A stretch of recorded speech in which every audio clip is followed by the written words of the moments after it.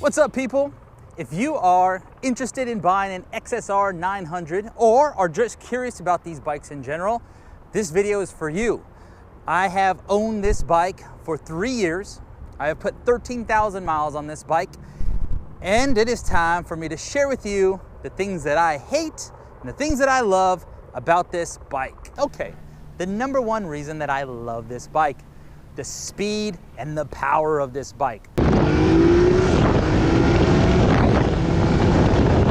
This bike is powered by an 847cc cross-plane triple. It's a 3-cylinder, high revving, and makes tons of torque all over the power band. Torque comes on at a low RPM and then just holds steady until you blast all the way up to 11,000 RPMs. This thing is a wheelie monster. It is hard to get out of the gate. It is hard to launch this thing from a dead stop and keep it planned and keep that front wheel down. Traction control actually does a pretty good job of that, but overall, I love the speed. I love the power of this bike. A lot of people complain the throttle's too twitchy. This is not enough. This is too much power that's usable for day-to-day city use. You're better off on an FZ07 or an MT07 as they call it now, and blah, blah, blah, blah, blah.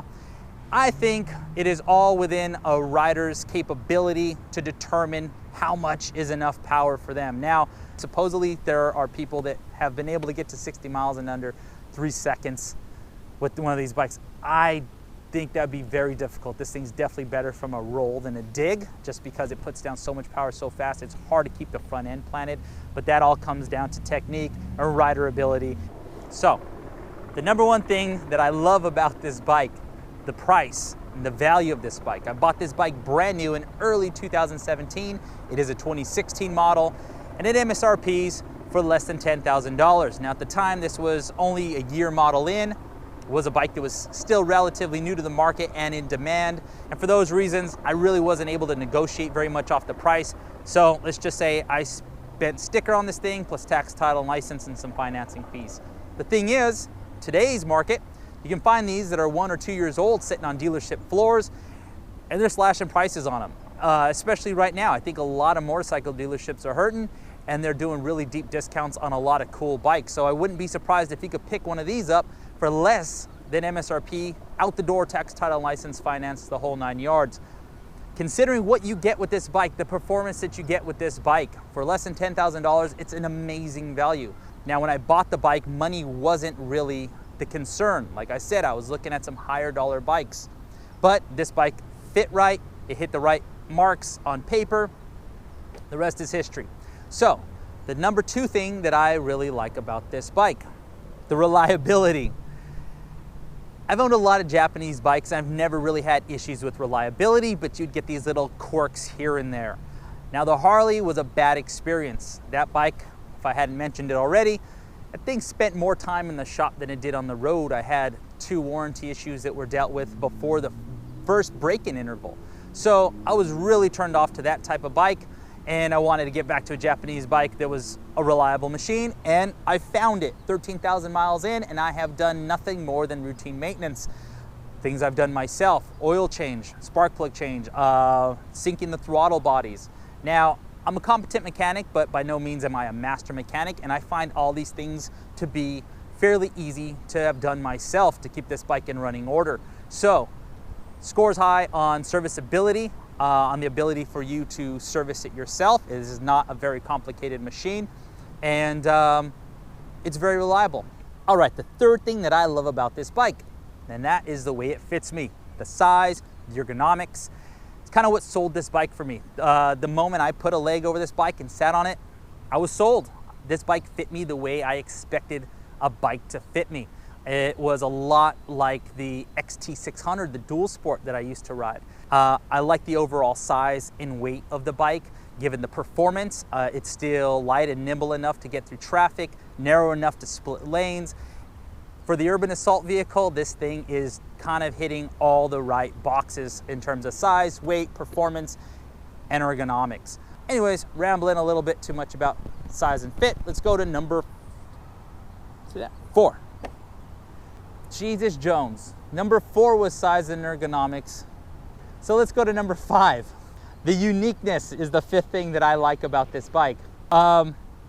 Since owning this bike, I think I've only seen one other person in this entire city on a Yamaha XSR900, and it was the 60th anniversary black and yellow color scheme. I have yet to see anybody on this silver bike.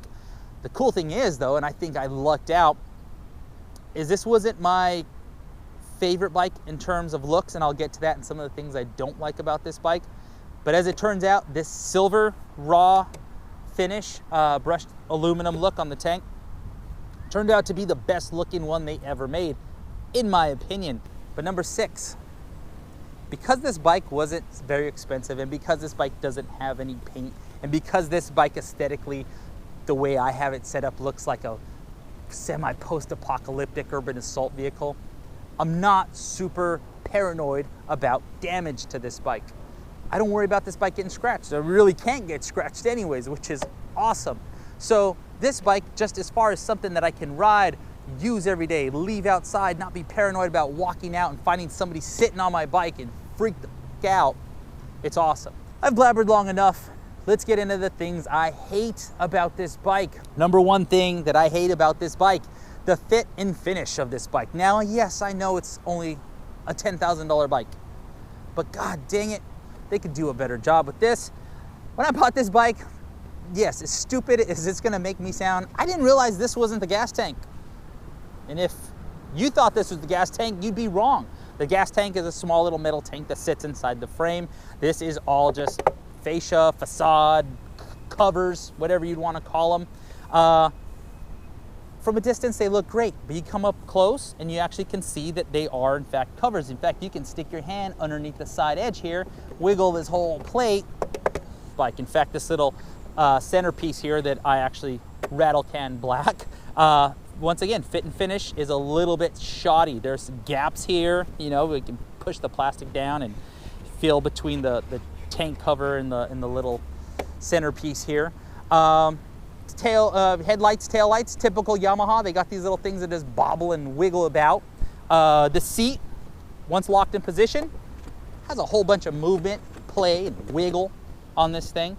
Some of the things just kind of also feel like an afterthought, just in terms of like this tail light here, the design of the tank shape. You got a frame that kind of arches down here, and then you got the tank that kind of bows up and creates this weird gap. There's also gaps here.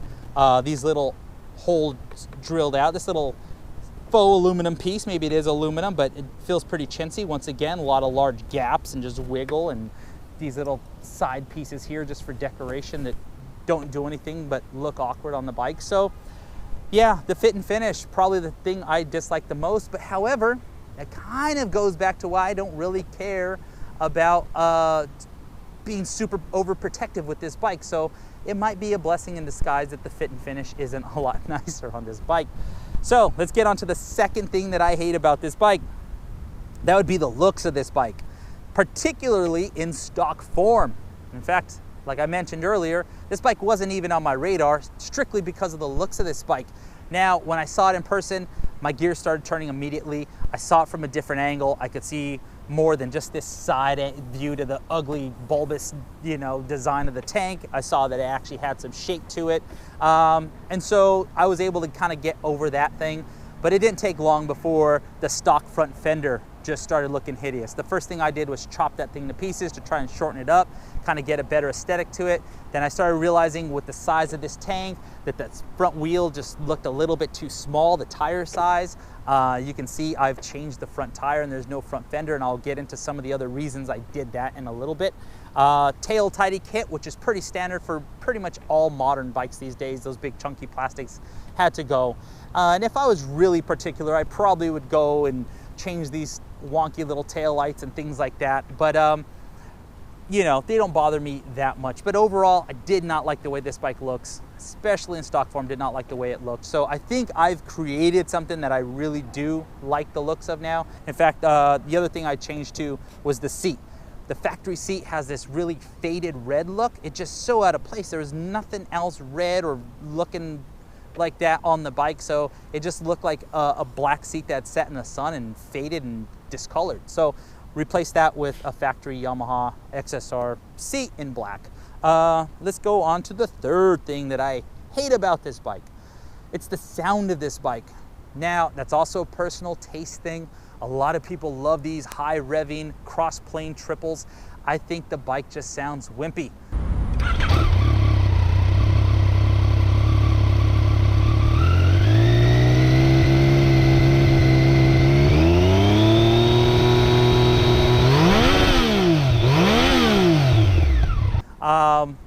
Every bike I've had, I mean, whether it's a CFR 450 or the XT600 and that Lowrider S, they all had some type of aggression or meanness to the sound of the bike.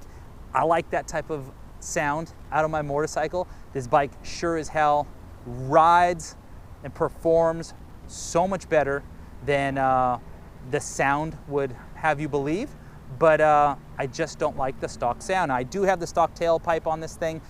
A lot of people would wonder why I wouldn't change it if I hated the sound. Well, I've heard these bikes with aftermarket exhausts. I don't think it improves the sound. It just takes what I already don't like and makes it a lot louder.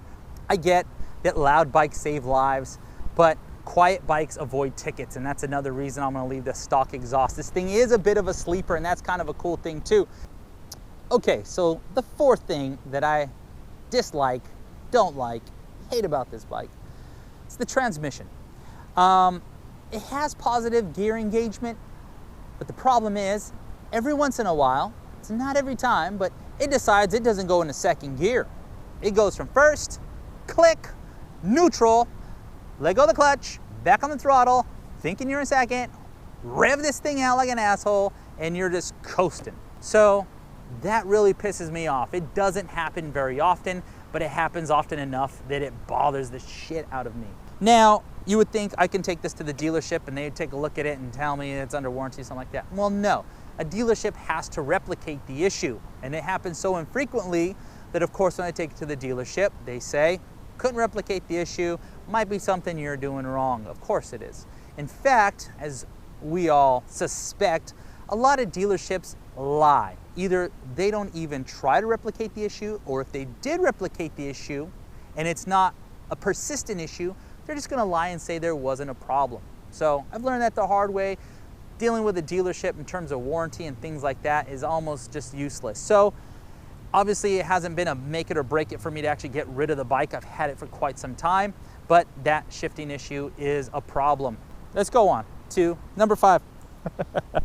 This seat. This seat sucks.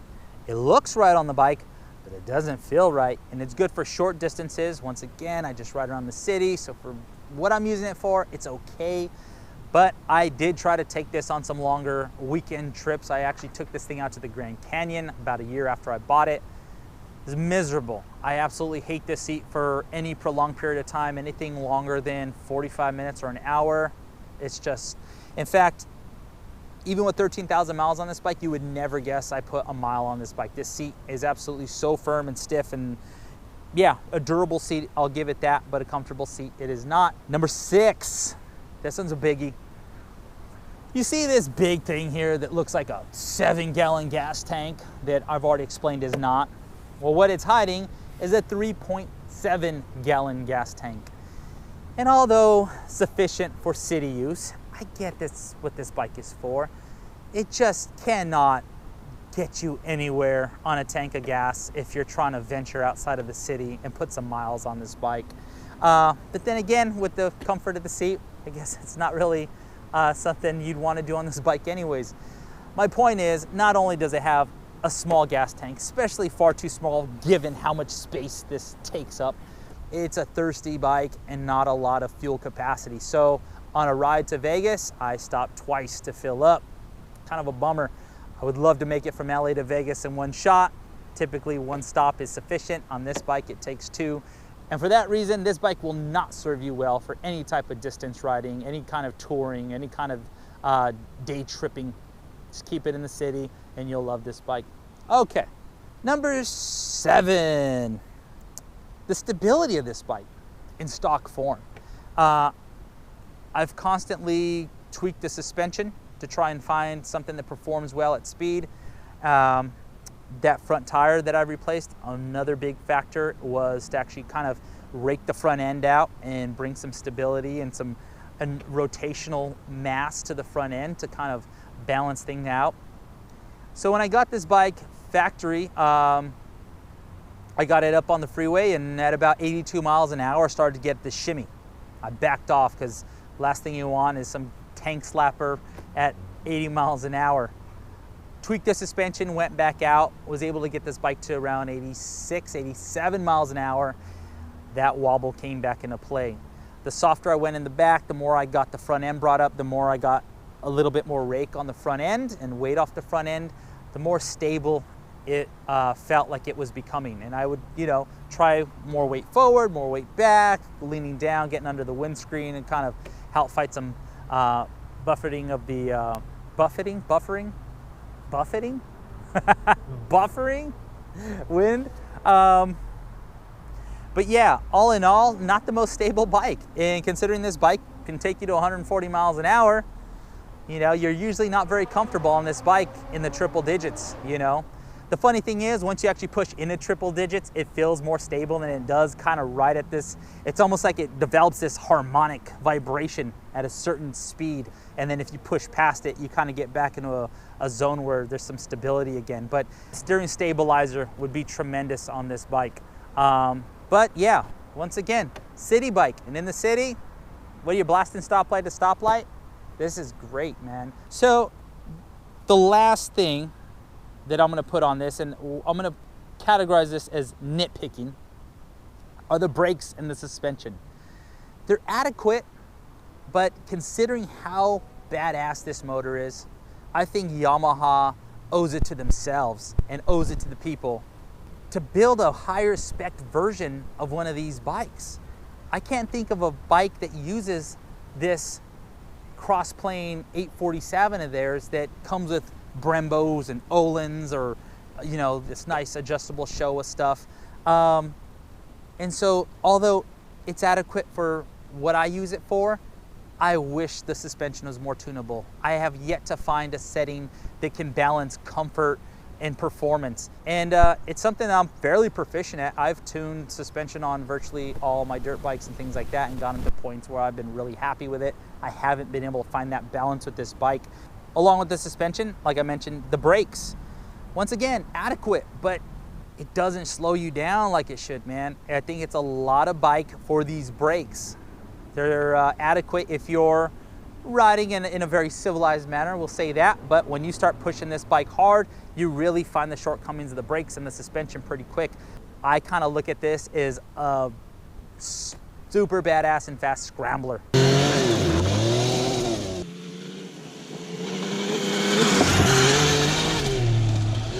Hence why I kind of opted for these tires.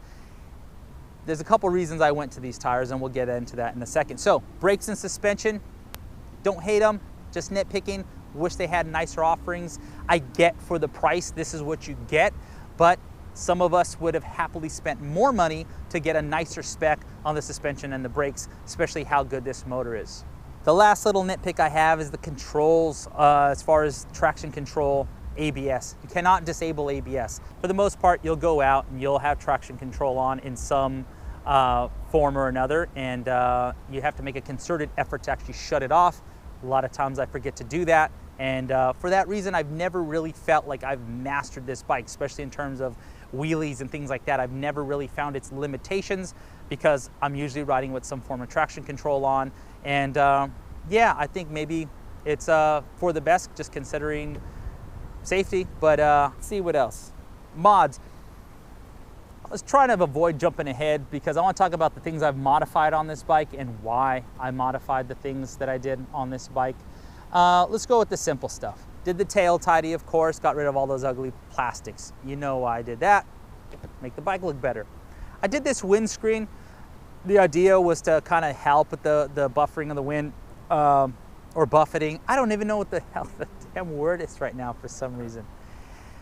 I think it kind of added to the look of the bike. It tied it all together really well, but doesn't really seem to do much outside of just directly behind the windscreen. You got wind shooting right in your face and your chest anyway. So what else have I done to the bike? I did the radiator guard, pretty standard upgrade, and you want to just kind of protect your radiator from stuff. So, that was a no-brainer. Replaced the seat. Like I said, the factory seat was pretty hideous. So I replaced it with this black XSR seat. That's pretty much it. Let's go to the big obvious modification, the tires. So I went with a TKC 70, that's what it is, right? Continental tire. I'll tell you about these tires, they look awesome. They're not gonna perform like a dedicated street bike tire. They don't have that kind of grip. I kind of like that though. It keeps me from getting a little too crazy, you know? I know these tires are not gonna handle roasting super steep angles at high speeds. Now the front tire is also a TKC 70, but it's actually a rear tire. What size is this? It is a 120/90/17. That is a rear enduro tire, and run it in reverse rotation, of course, so that I can get some braking on that thing. A lot of reasons I did that. One, the city streets here in Los Angeles are tore up. Like I said, the best city commuting bikes I've had thus far have been dual sport bikes. So I wanted that bigger tire up front. There are potholes in this city that will swallow up little street bike tires and leave you going over the bars. I've seen it happen. So yeah, having a little bit more meat in the front is just a little bit more confidence inspiring. There's a lot of these weird ruts and seams on the freeways and joists and things like that. And having that big front tire up there just helps monster truck over everything. The other silver lining to that big front tire is it brought the front end up a little bit and raked out the head angle a little bit, and that's actually helped quite a bit with the stability of this bike at higher speeds. Now I did sacrifice some performance in terms of the way the bike handles and steers. It's a lot more sluggish, it requires a little bit more weight to get this thing over. I don't mind that at all. Heck, I came off of a Harley Davidson Lowrider S, if you want to talk about a bike that doesn't handle well. So this bike is still miles above pretty much everything else I've owned, just shy of some performance street bikes in terms of handling, even with that big fat front tire. And then last but not least, just the aesthetics of it. Putting that big ass tire in the front and these more aggressive looking treads made this bike look awesome. I went from absolutely hating the way this bike looks to loving the way this bike looks, and it's primarily just because of the tires. Now, one of the things that I want to do in the future, of course, is make a custom front fender. Something I've been putting off for a long time. Usually it starts raining, not really riding the bike very much. So, but I have gotten caught in the rain, and yes, I would love to have a front fender on this bike again, and it'll happen in due time. So yeah, that brings me to some of the things that I would modify on this bike. This bike was originally designed as, you know, a Sport Naked or a Street Fighter type bike as the FZ09. The ergonomics are different on that bike. That bike sits the rider a little bit further forward, put your feet a little bit further back. It's a little bit more aggressive up front, keeps more weight over the front end. Having ridden the FZ09, I can tell you that bike in factory form is a much better bike in terms of the handling and ergonomics for aggressive riding. But if you like the looks of the FZ09 or the MT09 as it is now called, I highly recommend riding that bike before buying one of these bikes, because if it looks just as cool to you, I think it's gonna perform better. This bike is kind of a bastardized version of that bike, and it shows in some of the ways that it handles. So I believe putting a longer swing arm on this thing would really help that out, because as the rider sits further back, it'd be nice to get this rear wheel a little bit further back. I think it would help also with the high speed stability, keep this thing a little bit more planted in the front end, allow you to actually use the power of this motor to accelerate to the best of its ability. So yeah, longer swing arm would be cool. The other thing I would probably change is putting a little bit taller gearing on it, maybe going down a tooth on the rear sprocket. And that's, I think, just to get more usable power out of first gear. You know, once you get into first gear, you're out of first gear so quick, and in a second gear, it feels like it's very, there's a lot of close gear ratios on the transmission. It's geared very low off the bottom. And also on the highway or on the freeway, it'd be nice to just have a little bit lower cruising RPM. There's still plenty of usable power. This thing makes a ton of torque, so you're really not going to be able to, you're not really sacrificing anything by going to a taller gearing with this bike. I think it would actually kind of improve the performance across the board from the bottom to the top. Hopefully, you're still watching. I know that was a long one. I said a lot about this bike. Thank you guys for watching. I'm out.